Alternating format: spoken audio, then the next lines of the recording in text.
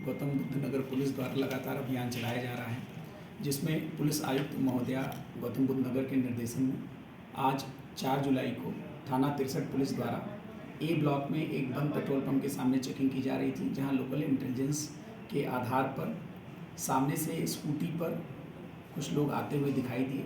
जब उनको रोका गया और उनकी तलाशी ली गई तो उनके पास से 2 चाकू हमें बरामद हुआ।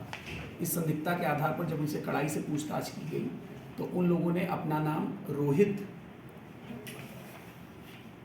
गौरव और रविंद्र बताया, और इन लोगों से जब और कड़ाई से पूछताछ की गई तो इन लोगों ने स्वीकार किया कि ये लोग शातिर किस्म के टप्पेबाज हैं, साथ में स्नैचिंग और चोरी की घटनाएं भी करते हैं।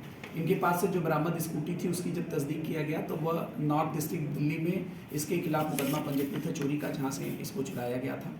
इसके साथ साथ इन लोगों की ही निशानदेही पे पुनः हमें 28 मोबाइल बरामद हुए, जो विभिन्न स्थानों से इन लोगों ने टप्पेबाजी के माध्यम से लिए हुए थे लोगों से। और इन 28 मोबाइलों की कुल मार्केट में कीमत लगभग 5 लाख रुपए से अधिक की बताई गई है। और इन लोगों में जो रोहित है वह मूल रूप से हापुड़ का रहने वाला है, वर्तमान में लोनी बॉर्डर गाज़ियाबाद में रहता है। गौरव मूल रूप से बुलंदशहर का रहने वाला है, वो भी लोनी बॉर्डर गाज़ियाबाद में वर्तमान में रह रहा है। और रविंद्र मूल रूप से बदायूं का है और हाल पता इसका लोनी बॉर्डर गाज़ियाबाद है। ये लोग आपस में परिचित थे और एक शातिर तरीके से ये लोग अलग अलग अपने टारगेट को चूज़ करते थे, जिसको टप्पेबाजी में फंसा के जिसके साथ टप्पेबाजी करना आसान होता था उसके साथ ये टप्पेबाजी करके उसके माल को उड़ाते थे। और अगर कोई महिला चेन पहने हुए आसानी से इनको दिख जाती थी तो ये स्नैचिंग करने से भी बाज नहीं आते थे। इनमें रविंद्र और गौरव के ऊपर और रोहित के ऊपर लगभग आधा दर्जन आपराधिक इतिहास हमें मिला है।